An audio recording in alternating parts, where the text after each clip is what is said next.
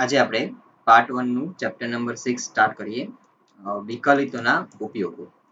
વિકલન ચેપ્ટર જે આપણે ભણ્યા છે તો હવે વિકલન થી શા માટે અગત્યનું છે એમના આધારિત કેટલાક વ્યવહારિક પ્રશ્નો,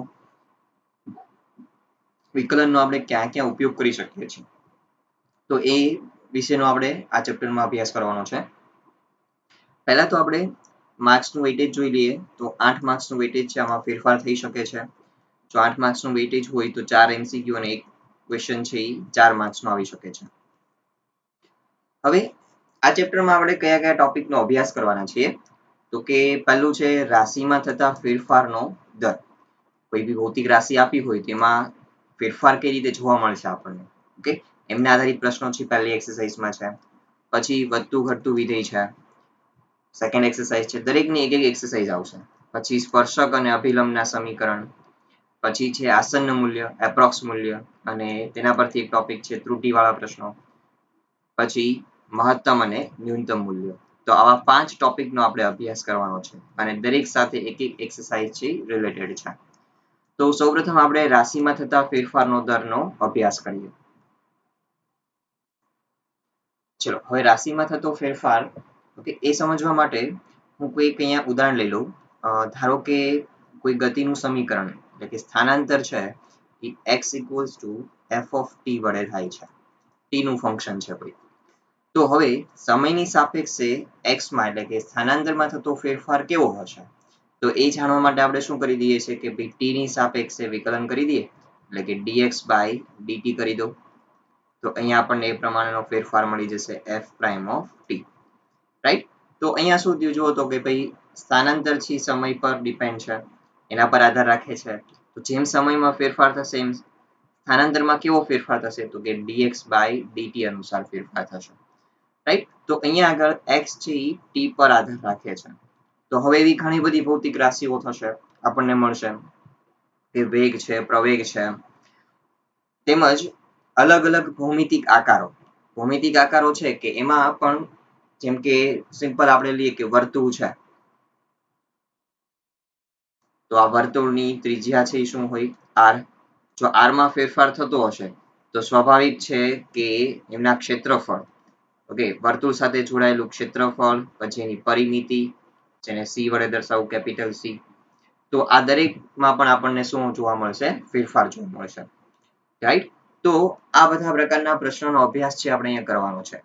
હવે એની માટે સૌથી પહેલા જરૂરી છે કે દરેક ભૌમિતિક આકાર જેટલા બી છે આપણી પાસે એના ક્ષેત્રફળ અને ઘનફળ તમને યાદ હોવા જરૂરી છે કે જેનું આપણે આ ચેપ્ટરમાં ઘણી બધી જગ્યાએ એક તો આ સ્વાધ્યાય છે એમાં પણ જરૂર પડશે, તેમજ મહત્તમ અને ન્યૂનતમ મૂલ્ય છે ત્યાં પણ આપણને જરૂર પડશે.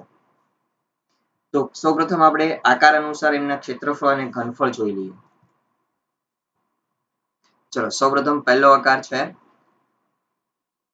સમઘન લઈએ.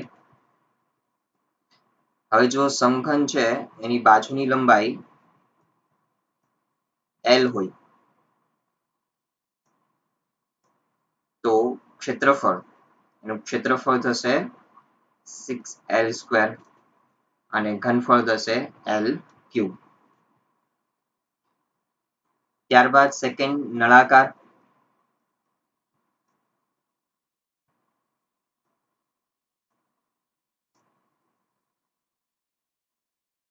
જો નળાકારમાં ઊંચાઈ h હોય અને ત્રિજ્યા r હોય તો અહીંયા આપણને બે રીતના ક્ષેત્રફળ મળશે. એક વક્ર સપાટીનું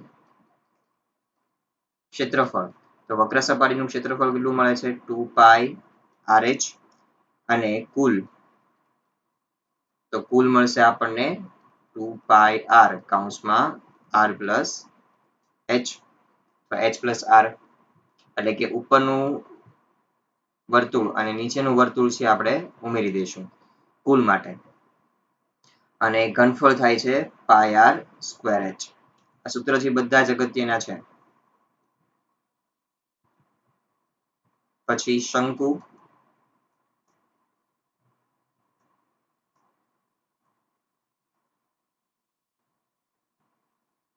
ચલો ઊંચાઈ છે આપણે h લઈએ, ત્રિજ્યા છે r લઈએ, તિર્યક ઊંચાઈ છે L લઈએ, ત્રાસી ઊંચાઈ. તો અહીંયા આપણને એક રિલેશન મળે છે કે ભાઈ L square equals to h square plus r square, કારણ કે અહીંયા કાટકોણ ત્રિકોણ બનશે. હવે વક્ર સપાટીનું ક્ષેત્રફળ, અહીંયા બી આપણને વક્ર સપાટીનું ક્ષેત્રફળ મળશે જે થશે પાઈ આર એલ, અને કુલ તો એ થશે પાઈ આર કૌંસમાં એલ પ્લસ આર. નીચેનો બેઝ છે એ ઉમેરાઈ જશે અને ઘનફળ થશે નળાકારથી ત્રીજા ભાગનું, એટલે 1/3 પાઈ આર સ્ક્વેર એચ. પછી ગોલક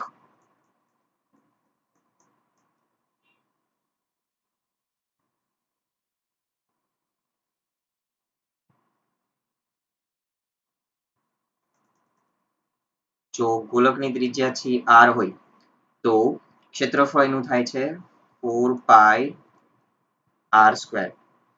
ઓકે, અને ઘનફળ થશે 4/3 પાઈ આર ક્યુબ. પછી પાંચમો આકાર છે અર્ધગોલક. તો અર્ધગોલક જો હોય તો આપણને કંઈક આ રીતનો શેપ મળશે.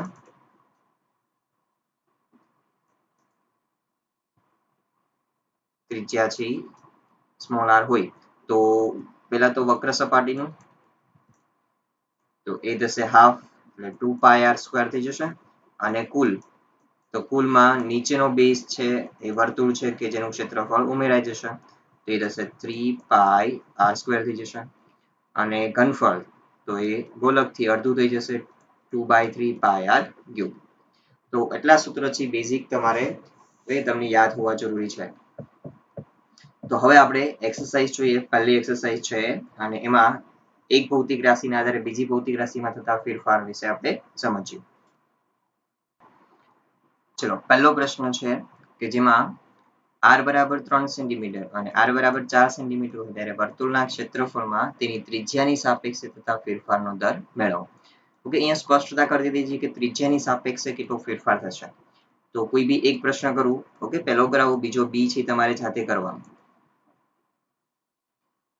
સૌપ્રથમ વર્તુળની ત્રિજ્યા, ચલો વર્તુળનું ક્ષેત્રફળ જો ત્રિજ્યા બરાબર r હોય તો વર્તુળનું ક્ષેત્રફળ કેપિટલ A બરાબર શું થશે? પાઈ આર સ્ક્વેર થશે.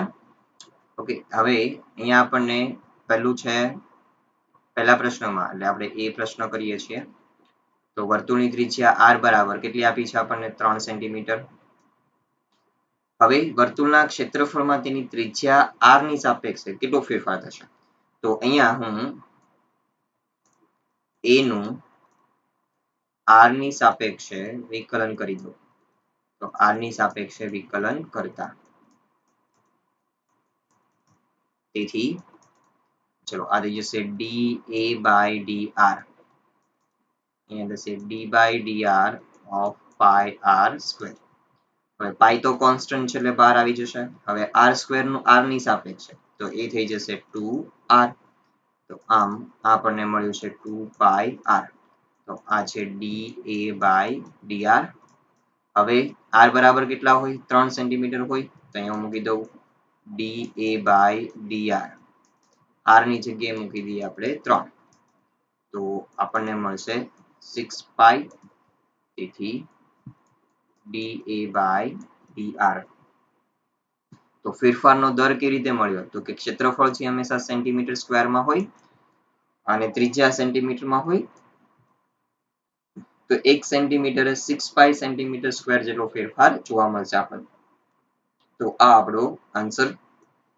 તો ક્ષેત્રફળમાં થતો ફેરફારનો દર કેટલો મળશે? 6 પાઈ સેન્ટીમીટર સ્ક્વેર પર સેન્ટીમીટર. બીજો પ્રશ્ન છે તમે જાતે કરો. ચલો, સેકન્ડ ક્વેશ્ચન.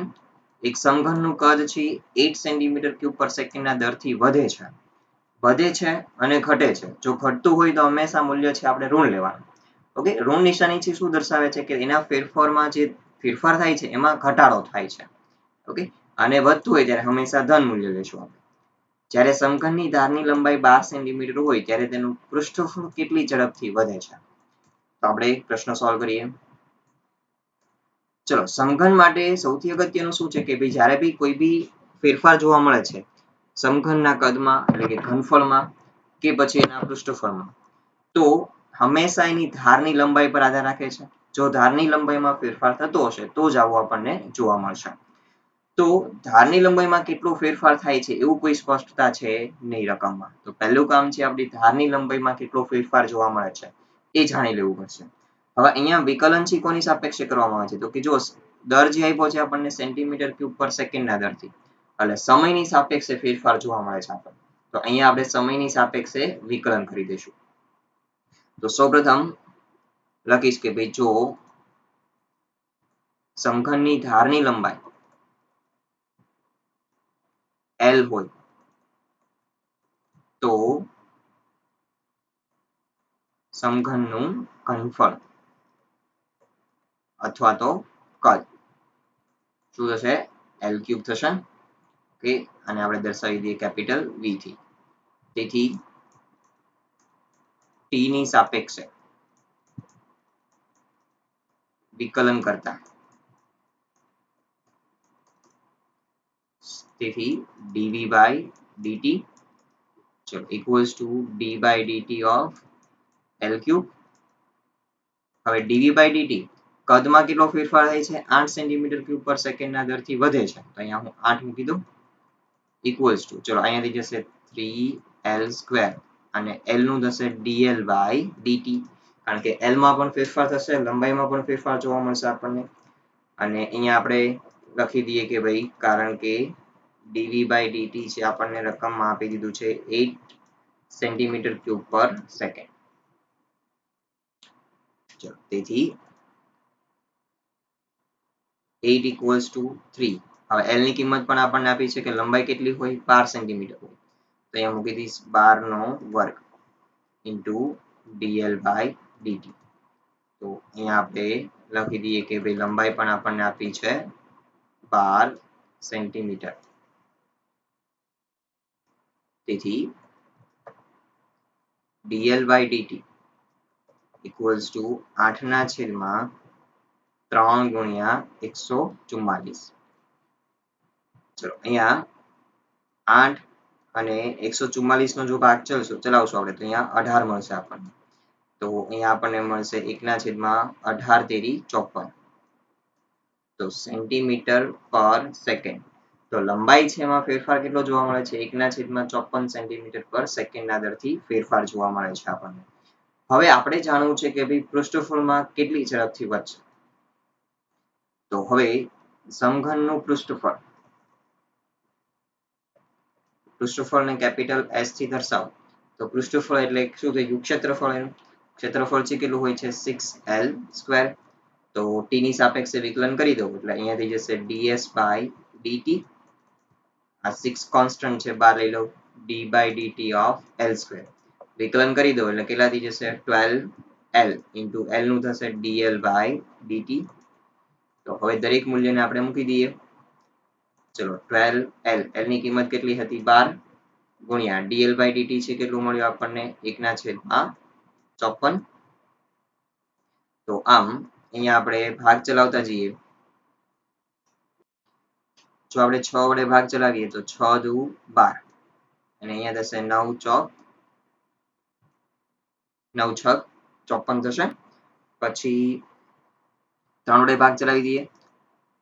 3 ચોક 12 અને 3 તેરી 9. તો અહીંયા થશે 8 ના છેદમાં 3 સેન્ટીમીટર સ્ક્વેર પર સેકન્ડ. આ થઈ ગયું ds by dt. તો આપણો આન્સર જે આવ્યો તેથી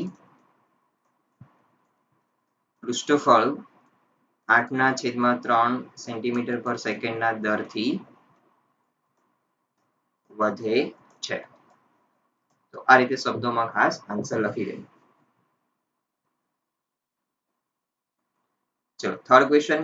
એક વર્તુળની ત્રિજ્યા એક ધારી 3 સેન્ટીમીટર પર સેકન્ડના દરથી વધે છે. ત્રિજ્યા r ધારી લઈએ તો આપણને શું આપી દીધું છે? dr by dt. અહીંયા હું માહિતી લખતો જાઉં. તો આ છે dr by dt. પછી જ્યારે વર્તુળની ત્રિજ્યા r બરાબર 10 સેન્ટીમીટર હોય ત્યારે એના ક્ષેત્રફળમાં થતા ફેરફારનો દર. તો સિમ્પલ સૂત્ર છે આપણી પાસે a બરાબર pi r સ્ક્વેર. જે રીતે આપણે ક્વેશ્ચન નંબર 1 માં કર્યું હતું એ જ ટાઈપનો અહીંયા પ્રશ્ન થઈ ગયો છે.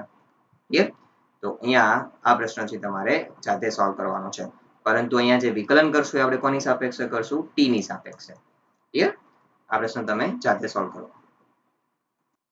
ક્વેશ્ચન નંબર 4, એક સમઘનની ધાર 3 સેન્ટીમીટર પર સેકન્ડના દરથી વધે છે.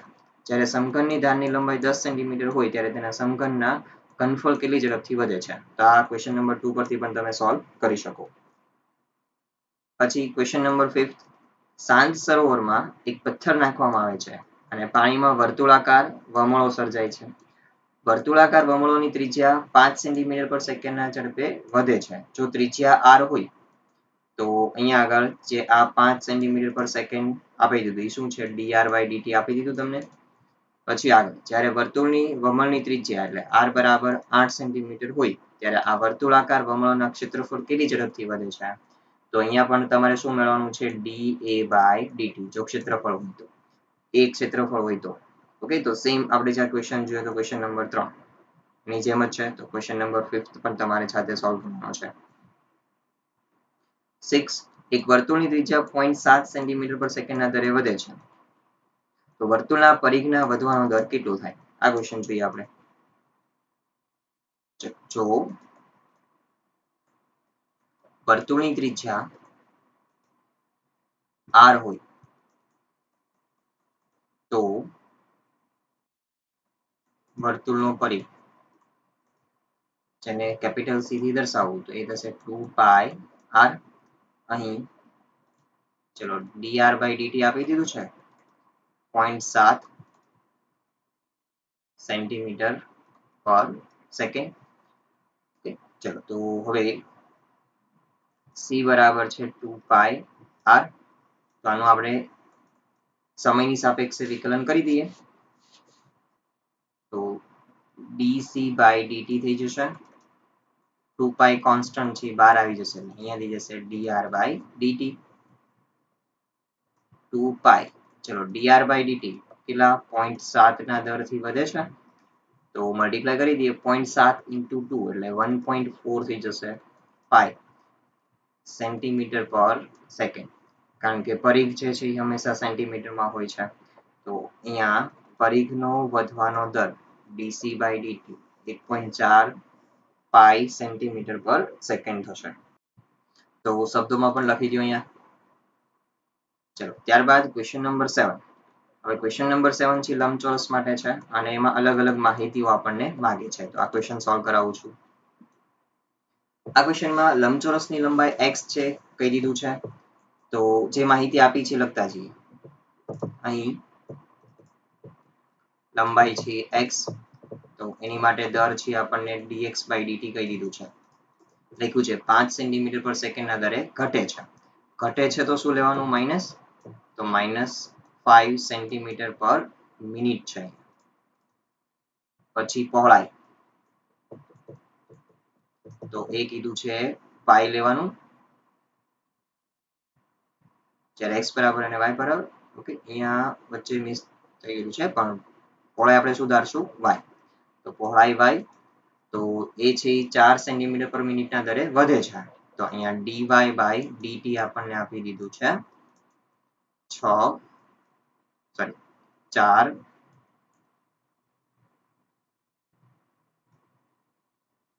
સેન્ટીમીટર પર મિનિટ. હવે જ્યારે x બરાબર 8 સેન્ટીમીટર અને y બરાબર 6 સેન્ટીમીટર હોય ત્યારે આપણે અલગ અલગ માહિતીઓ મેળવવાની છે. તો પહેલું એ લંબચોરસની પરિમિતિ ના થતો ફેરફારનો દર. હવે લંબચોરસની પરિમિતિ શું થશે? તો કે લંબચોરસની પરિમિતિ જેને કેપિટલ P વડે દર્શાવો તો બધી જ બાજુઓનો સરવાળો. ઓકે, આ લંબાઈ હોય અને આ પહોળાઈ. તો બે કૌંસમાં લંબાઈ વત્તા પહોળાઈ થાય. તો લંબાઈ x છે અને પહોળાઈ y છે. તેથી t ની સાપેક્ષે વિકલન કરી દઉં તો dp/dt.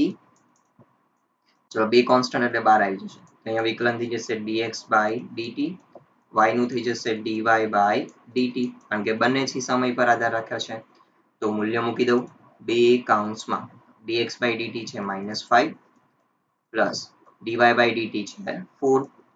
તો આ આપણને મળશે બે કૌંસમાં -1, એટલે કે આપણને મળે છે -2 સેન્ટીમીટર પર મિનિટ ના દરથી ઘટે છે. તેથી dp by dt છે આ થશે. તો શબ્દોમાં લખીએ. તેથી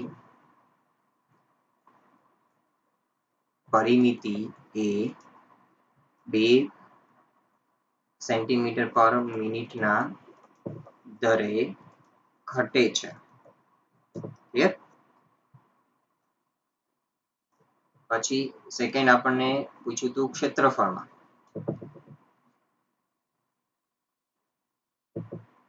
તો લંબચોરસનું ક્ષેત્રફળ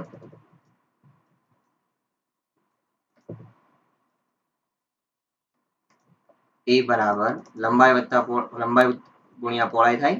તો લંબાઈ છે x અને પહોળાઈ છે y. તો t ની સાપેક્ષે વિકલન કરી દઈએ તો આ થશે dA by dt. તો અહીંયા આપણે મલ્ટીપ્લિકેશન રૂલ યુઝ કરવો પડશે x into y માટે. ચલો x કોન્સ્ટન્ટ, y નું થશે dy by dt. y constant તો x નું થશે dx by dt. કારણ કે બંને છે x અને y, લંબાઈ અને પહોળાઈ બંને સમય પર આધાર રાખે છે, એટલે બંનેનું આપણે વિકલન કરવું પડે. ચલો x જે છે લંબાઈ આપણને કેટલી લેવાની કીધી હતી કે જ્યારે 8 સેન્ટીમીટર હોય અને પહોળાઈ છે 6 સેન્ટીમીટર. તો બંનેના મૂલ્ય છે આપણે મૂકતા જઈએ. ચલો x બરાબર છે 8, dy by dt તો એમાં હતો 4 નો ફેરફાર પ્લસ y હતું 6, dx by dt છે -5. તો સૂત્રરૂપ આપી દઈએ. ચલો 8 ચોક 32, -6 પંચા 30 થશે, એટલે 2 વધશે. તેથી dA by dt તો ક્ષેત્રફળમાં થતો ફેરફારનો દર સેન્ટીમીટર સ્ક્વેર પર મિનિટ થશે. તેથી શબ્દોમાં લખીએ ક્ષેત્રફળમાં 2 સેન્ટીમીટર સ્ક્વેર પર મિનિટ ના દરે વધારો થાય છે, વધે છે. ત્યારબાદ ક્વેશ્ચન નંબર 8, એક ગોળાકાર ફુગ્ગાનું કદ 900 સેન્ટીમીટર ક્યુબ પર સેકન્ડના દરે વધે એવી રીતે હવા ભરવામાં આવે છે. જ્યારે ફુગ્ગાની ત્રિજ્યા એટલી હોય ત્યારે ત્રિજ્યાના વધવાનો દર શોધો. ફુગ્ગો છે ગોળાકાર છે એવું માની લો. તો અહીંયા આપણે ગોલક છે કે જેનો આપણે ઘનફળનો યુઝ કરવો પડશે. રાઈટ? ક્વેશ્ચન જોઈએ આપણે. તો પહેલા ધારો કે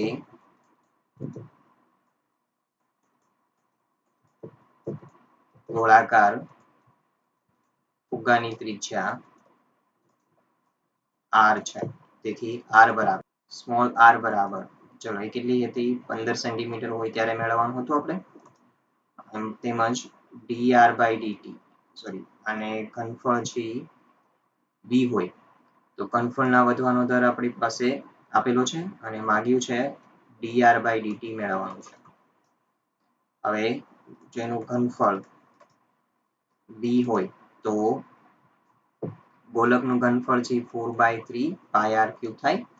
તેથી આપણે સમયની સાપેક્ષે વિકલન કરી દઈએ તો આ થશે dv by dt 4/3 pi constant, તો આ થશે d by dt of r³.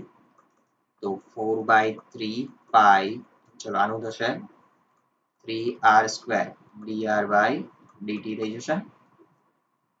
dv by dt નું મૂલ્ય કેટલું આપ્યું છે આપણને 900 equals to, ચલો અહીંથી 3 કેન્સલ થઈ જશે તો pi વધશે અને r નું મૂલ્ય છે કેટલું લેવાનું છે 15, તો અહીંયા 15 નો વર્ગ into dr by dt. તેથી dr by dt ને કરતા બનાવી દઈએ તો 900 ના છેદમાં 4 pi ગુણ્યા 15 નો વર્ગ, 15 નો વર્ગ એટલે 225. ચલો હવે આપણે અહીં ભાગ ઉડાડીએ. 4 વડે જો ભાગ ચલાવીશ તો એ 225 થશે અને 225 કેન્સલ થઈ જશે. તો આમ આપણને મળશે dr by dt equals to 1 upon pi સેન્ટીમીટરમાં હતું સેન્ટીમીટર પર સેકન્ડ. તો ત્રિજ્યા છે એ ત્રિજ્યાનો વધવાનો દર શબ્દોમાં લખો, તેથી ત્રિજ્યાનો વધવાનો દર 1/પાઈ સેન્ટીમીટર પર સેકન્ડ થશે. જો તમને સૂત્ર આવડતા હશે તો આ ટાઈપના પ્રશ્નો છે તમારા માટે ખૂબ જ ઈઝી બની જશે. ત્યારબાદ ક્વેશ્ચન નંબર 9, એક ગોળાકાર ફુગાની ત્રિજ્યા ચલિત છે અને ફુગો ગોળાકાર જ રહે છે. જ્યારે તેની ત્રિજ્યા 10 સેન્ટીમીટર હોય ત્યારે તેના ઘનફળના ત્રિજ્યાની સાપેક્ષે થતા ફેરફારનો દર મેળવો. તો આપણે આ પ્રશ્ન સોલ્વ કરાવું તમને. ધારી લઈએ, ધારો કે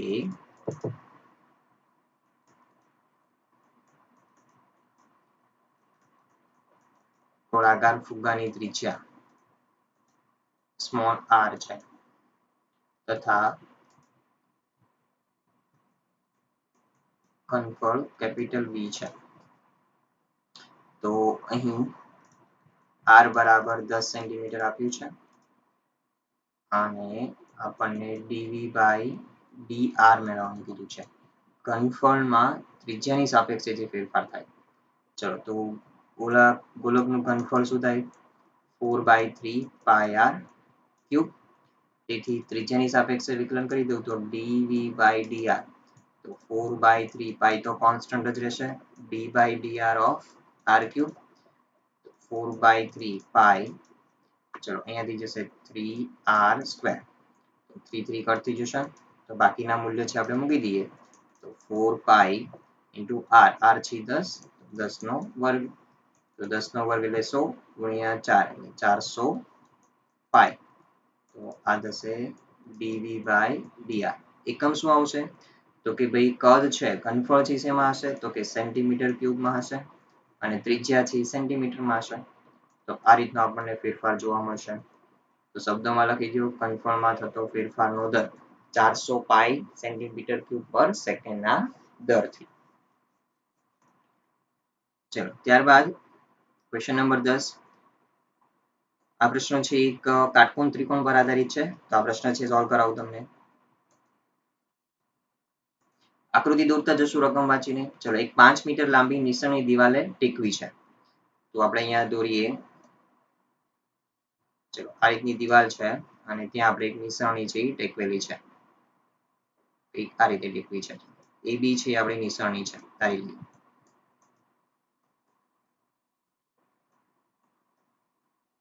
અહીંયા કાટખૂણો બનશે.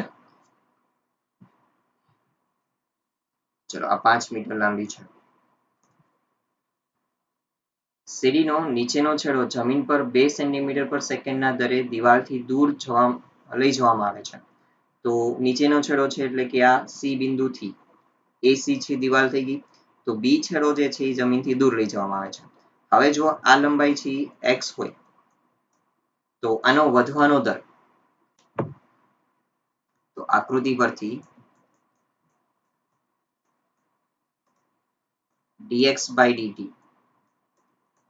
કેટલું આપી દીધું આપણને? 2 સેન્ટીમીટર પર સેકન્ડ.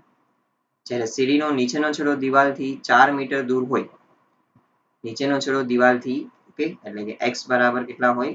4 મીટર હોય, ત્યારે દિવાલ પર નિસરણીની ઊંચાઈ કેટલી ઝડપથી ઘટે છે? ચલો, તો સ્વાભાવિક છે કે આ પોઈન્ટ છે બિંદુથી નીચે આવતું જશે. ધારી લઈએ કે આ લંબાઈ છે y છે. તો આપણે મેળવવાનું છે dy by dt મેળવવાનું છે. એમાં કેટલો ફેરફાર જોવા મળશે? તો પહેલું કામ આપણે, જ્યારે નિસરણી લંબાઈ 5 એ તો ફિક્સ રહેશે, એ ક્યારેય નહીં બદલાય. અને પાયો એટલે કે દિવાલથી કેટલી દૂર હોય છે? 4 મીટર હોય. ત્યારે એ સમયે આ જે ઉપરનો છેડો છે કેટલો ઊંચાઈ હશે એ મેળવવા માટે આકૃતિ પરથી ત્રિકોણ ABC કાટકોણ છે. તેથી પાયથાગોરસ પરથી શું લખી શકીએ આપણે અહીંયા? x² + y² = 5 નો વર્ગ. અને હું કહી દઉં પરિણામ નંબર 1. હવે અહીં x બરાબર 4 મૂકી દો, તેથી 4 નો વર્ગ plus y square equals to 5 નો વર્ગ. સાદુરૂપ આપી દો એટલે તમને y બરાબર મળી જશે 3 સેન્ટીમીટર. ચલો અહીંયા મીટરમાં મળશે, સોરી. હવે પરિણામ 1 પરથી dy by dt આપણે મેળવવું છે. તો પહેલું કામ છે આપણે આજે 2 સેન્ટીમીટર પર સેકન્ડના દરે છે. આ 4 મીટર છે, તો મીટરને આપણે કન્વર્ટ કરી દઈએ સેન્ટીમીટરમાં. તો અહીંયા આપણે લખી શકીએ 100 થી મલ્ટીપ્લાય કરી દો એટલે 400 સેન્ટીમીટર થઈ જશે.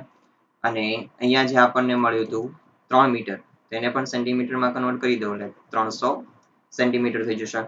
તો હવે આપણે કન્વર્ટ કરી દીધા છે, તો બધા એકમથી સેન્ટીમીટરમાં આવી ગયા છે. તો હવે પરિણામ 1 પરથી ચલો એ છે x² + y² = 25. તો t ની પ્રત્યે વિકલન કરી દો તો dy dt of x² + y², આ તો 0 થઈ જશે. તેથી ચલો અહીંયા થશે 2x dx by dt plus 2y, y નું થશે dy by dt equals to 0. તેથી 2 કોમન લઈ લઈશ ને સામે જવા દઈશ એટલે તો છેદમાં જશે એટલે 0. હવે x બરાબર છે કેટલા હતા તો કે 400, dx by dt છે કેટલા 2 સેન્ટીમીટર પર સેકન્ડ નો દર હતો, પ્લસ y કેટલા મળ્યા આપણને 300 into dy by dt મેળવવાનું છે. તો હવે આપણે એને સાદુરૂપ આપી દઈએ તો આ મલ્ટીપ્લિકેશન કરીને સામે જવા દો તો અહીંયા થશે 300 dy by dt, તો સામે જશે એટલે 800 થઈ જશે, -800. તેથી dy by dt equals to -800 ના છેદમાં 300, એટલે 0 કેન્સલ થઈ જશે એટલે માઇનસ ના છેદમાં 3, તો થશે સેન્ટીમીટર પર સેકન્ડ. તેથી લખો શબ્દોમાં, તેથી ઊંચાઈ ઘટવાનો દર, એ તો ખબર જ હતી કે આપણને ઋણ મળશે કારણ કે ઘટે છે. ઊંચાઈ ઘટવાનો દર છે 8/3 સેન્ટીમીટર પર સેકન્ડ. ઓકે, હવે અહીંયા તમે જ્યારે એવું લખો છો ઘટવાનો દર, ત્યારે અહીંયા ઋણ નિશાની લખવાની નહીં, કારણ કે ઓલરેડી ઋણ નિશાની છે શું લખેલું છે, શું દર્શાવે છે, ઘટે છે. તો અહીંયા તમે ઘટે છે એવું તો લખી દીધું છે, એટલે અહીંયા હવે ઋણ નિશાની દર્શાવવાની નહીં. ચલો 12મો ક્વેશ્ચન છે પહેલા ડિસ્કસ કરી લઈએ આપણે, પછી 11મો કરશું. હવાના પરપોટાની ત્રિજ્યા, હવાનો પરપોટો છે શું કહેવાય, ગોલક કહેવાય. 1/2 સેન્ટીમીટર પર સેકન્ડના દરથી વધે છે. જ્યારે ત્રિજ્યા 1 સેન્ટીમીટર હોય ત્યારે કદમાં થતો વધારાનો દર એટલે ઘનફળ dv by dt મેળવવાનું છે. dr by dt આપી દીધું છે, r આપી દીધું છે. તો ઘનફળનું સૂત્ર વાપરો, t ની સાપેક્ષે વિકલન કરી દો, બાકીના બધા જ મૂલ્ય મૂકી દો એટલે ઇઝીલી સોલ્વ થઈ જશે. ક્વેશ્ચન નંબર 13, એક ગોળાકાર ફુગ્ગાનો વ્યાસ આપી દીધો છે. વ્યાસ આપ્યો છે તો ત્રિજ્યા કેટલી થઈ જશે એના કરતા હાફ, તો ત્રિજ્યા r બરાબર કેટલી થઈ જશે 3/4, 2x + 1 થઈ જશે. હવે x ની સાપેક્ષે થતા ફેરફારનો દર કોના, ઘનફળમાં, ઘનફળ થશે 4/3 pi r². તો r નું મૂલ્ય છે અહીંયા મૂકી દો, પછી સાદુરૂપ આપી દો અને તમારે dv by dx x પ્રત્યે વિકલન કરી દેવાનું છે. ક્લિયર? ઓકે, આ રીતે સિમ્પલ ક્વેશ્ચન છે. ચલો ક્વેશ્ચન નંબર 11, એક પદાર્થ છે આ વક્ર પર ગતિ કરે છે. વક્ર પરના જે બિંદુએ તેમના y યામમાં તેના x યામ કરતા 8 ગણી ઝડપે ફેરફાર થાય તો તે બિંદુઓ મેળવો. આ પ્રશ્નથી સોલ્વ કરાવો. તો સૌપ્રથમ પહેલા તો આપણે આ વક્ર પરનું એ બિંદુ છે એ ધારી લઈએ. ચલો વક્રનું સમીકરણ આપણને આપ્યું છે 6y = x³ + 2, જેને પરિણામ નંબર 1 કહી દો. હવે ધારો કે વક્ર પરનું બિંદુ x0, y0 છે, કોઈ બી ધારી શકો છો. ત્યાં શું જોવા મળે છે? વાયામ તેમના x યામ કરતા 8 ગણી ઝડપે ફેરફાર થાય છે. તો અહીંયા આગળ વાયામમાં થતો ફેરફારનો દર એ મેળવી લઈએ આપણે. તો એક પરથી કે જેનું t ની સાપેક્ષે વિકલન કરી દઉં તો dy dt of 6y equals to dy dt of x cube plus 2. તેથી 6 આ થઈ જશે dy by dt. તો આ જશે 3x square. ચલો આ ભાગ ઉડાડી દઈએ. તેથી dy by dt. અને હા અહીંયા x નું પાછું આવશે dx by dt. ચલો તો અહીંયા થઈ જશે x square by 2 dx by dt. આ રીતનો ફેરફાર જોવા મળશે આપણને. તેથી બિંદુ છે આપણે લીધું છે x0 y0. તો એ હું અહીંયા આગળ મૂકી દઉં તો dy by dt x0 નો square by 2 dx by dt. ચલો આ છે પરિણામ નંબર 2 આપી દો.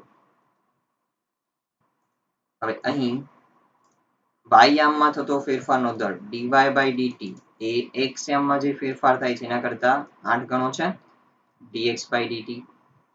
તેથી dy by dt ની જગ્યાએ મૂકી દઉં 8 into dx by dt equals to x0 square by 2 into dx by dt. તો dx by dt છે કેન્સલ થઈ જશે. તેથી x0 નો સ્ક્વેર equals to થશે 16. તેથી x0 equals to કેટલા મળશે? પ્લસ ઓર માઇનસ 4 શક્ય છે કારણ કે આ યામ દર્શાવે છે. હવે આપણી પાસે જે પહેલું સમીકરણ હતું વક્રનું એના પરથી આપણને y યામ મળી જશે 6y equals to x cube plus 2. હવે એક પરથી 6y equals to જો plus 6y equals to x cube plus 2 છે તો x બરાબર 4 માટે ચલો y equals to તો 4 નો ઘન છે 64 થશે. 64 plus 2 ભાગ્યા 6 એટલે 66 ભાગ્યા 6 એટલે 11 થશે. તથા x બરાબર -4 માટે તો y equals to -64 plus 2 ના છેદમાં 6. તો આપણને મળશે -62 ના છેદમાં 6. તો ભાગ ઉડાડીએ આપણે એટલે -31 ના છેદમાં 2 વડે ભાગ ચલાવી દઈએ 3. તેથી માગેલ બિંદુઓ ચલો જ્યારે 4 x યામ ત્યારે y યામ છે 11 4,11 અને y યામ -4 ત્યારે x યામ -4 ત્યારે y યામ છે -31 ના છેદમાં 3 છે. ચલો હવે ક્વેશ્ચન નંબર 14 થી સોલ્વ કરીએ. આ ક્વેશ્ચનમાં કહે છે કે એક પાઇપ દ્વારા 12 સેન્ટીમીટર પર સેકન્ડના દરથી રેતી નાખવામાં આવે છે. રેતી દ્વારા જમીન પર શંકુ બને છે. સ્વાભાવિક છે કે જે આકાર બનશે એ શંકુ આકારનો થશે. તેની ઊંચાઈ હંમેશા તેની પાયાની ત્રિજ્યા કરતા 1/6 ગણી રહે છે. જ્યારે ઊંચાઈ 4 સેન્ટીમીટર હોય ત્યારે રેતીના શંકુની ઊંચાઈના વધવાનો દર કેટલો થાય? તો dh by dt આપણે મેળવો. જો આપણે ધારી લઈએ શંકુ માટે બધું. ચલો શંકુ માટે ત્રિજ્યા છે r, ઊંચાઈ છે h ધારી લઈએ. હવે જે માહિતી આપી હતી આપણને કે ભાઈ અહીં કીધું છે કે ઊંચાઈ તેની ત્રિજ્યા કરતા 1/6 ગણી રહે છે. તો h equals to છે 1/6 r. તો આના પરથી આપણે r equals to એવું લખી શકીએ 6h. રાઈટ? ઓકે. હવે ઊંચાઈ છે કેટલી હોય? ઊંચાઈ આપણને કહી દીધું હતું કે ભાઈ કેટલી લેવાની તમારે 4 સેન્ટીમીટર હોય ત્યારે રેતીના શંકુની ઊંચાઈના વધવાનો દર એટલે આપણે મેળવવાનું છે dh by dt જોઈએ છે. ચલો શંકુનો ઘનફળ તો એ વધવાનો દર છે dv by dt. જે દરથી રેતી પડતી હશે એટલા દરથી શંકુનું ઘનફળ છે, ઢગલાનું ઘનફળ છે વધતું જશે.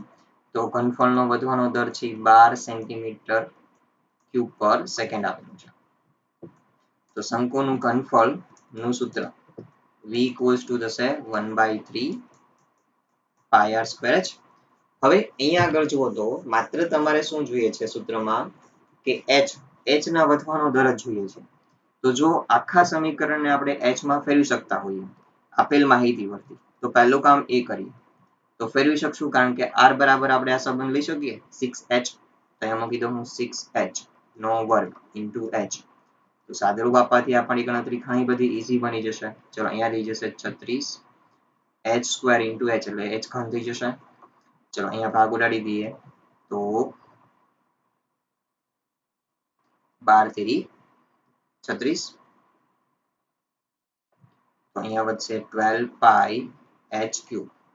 તો આ છે ઘનફળ. તેથી હવે આપણે સમયની સાપેક્ષે વિકલન કરી દઈએ dv by dt 12 pi d by dt of h cube. ચલો તો આ થશે 12 પાઈ h cube નું થઈ જશે 3h square into dh by dt. તો આપણને 12 તેરી 36 પાઈ અને dv by dt છે કેટલું આપ્યું હતું 12. બધા મૂલ્યો મૂકતા જઈએ. h નું મૂલ્ય છે કેટલું લેવાનું કીધું હતું 4. તો 4 નો વર્ગ મૂકી દો અહીંયા into dh by dt. ચલો ભાગ જે ઉડતા ઉડાડી દઈએ 12 તેરી 36. તો અહીંયા 1 ના છેદમાં 3 પાઈ 4 નો વર્ગ 16 equals to dh by dt થશે. તેથી dh by dt equals to 1 ના છેદમાં 16 તેરી 48 પાઈ. ચલો h છે સેન્ટીમીટરમાં હશે પર સેકન્ડ. તો આ થઈ ગયું ઊંચાઈનો વધવાનો દર 1/48 પાઈ સેન્ટીમીટર પર સેકન્ડ. ચલો હવે સાવ MCQ ટાઈપના બંને પ્રશ્નો છે. અહીંયા કહેવામાં આવે છે કે એક વસ્તુ x એકમના ઉત્પાદનનો કુલ ખર્ચ છે એ આપણને આપી દીધો છે. જ્યારે 17 એકમનું ઉત્પાદન થયેલું હોય ત્યારે સીમાંત ખર્ચ મેળવો. ઓકે, તો કુલ ખર્ચ છે એ જ્યારે 17 નું ઉત્પાદન કરવામાં આવે 17 યુનિટનું ત્યારે કેટલો ખર્ચ થયો હશે. તો કંઈ નહીં કરવાનું, તમે અહીંયા શું કરો ભાઈ વિકલન કરી દો. કોની સાપેક્ષે કરશો તમે? x ની સાપેક્ષે, કારણ કે ફંક્શન છે x નું. ઓકે, કેટલી વસ્તુઓ બને છે એ પ્રમાણે ખર્ચ થાય છે. તો x પર આધારિત હોવાથી વિકલન કરી દઈએ. x પ્રત્યે વિકલન કરી દો અને x બરાબર કેટલા મૂકી દો 17. તો જે આપણો ખર્ચ મળશે એ સીમાંત ખર્ચ મળશે. એવી રીતે સીમાંત આવક કેટલી થશે? તો એક અહીંયા આગળ તમને ફંક્શન આપી દીધું છે x નું. x પ્રત્યે વિકલન કરી દો, x બરાબર 7 મૂકી દો એટલે આપણને સીમાંત આવક મળી જશે. પછી ત્રિજ્યા આધારિત છે વર્તુળની. આ પણ પ્રશ્ન તમે જાતે સોલ્વ કરી શકો. હવે પછી સીમાંત આવક પર આધારિત છે 18મો પ્રશ્ન પણ તમે સોલ્વ કરી શકો. તો રાશિના દર આધારિત તથા ફેરફારનો દર આધારિત જે આપણી એક્સરસાઇઝ છે અને એના ઉદાહરણ આજના તમારા હોમવર્ક રહેશે 6.1 હોલ અને 1 થી 6 ઉદાહરણ નંબર. આ તમારું હોમવર્ક.